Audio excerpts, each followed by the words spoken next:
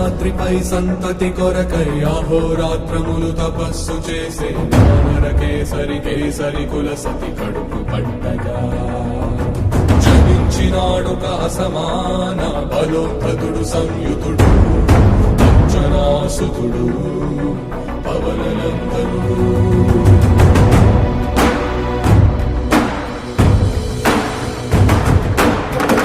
కిరణముల ఉదయాత్మి గని అది పండిన తీరని పంటను పడు సూర్యమండలము పండితి మానని వీళ్ళుడే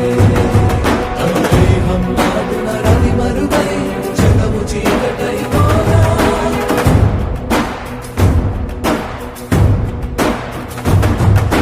అది అమరేంద్రుడు గమనించి తన ఐరావతమది ఓడించి ఆంజనేయుని సమీపించి తన వజ్రాయుధమును విసరగా అది పవననందనుని హనుముని తాకా చిందిన రక్త బిందువే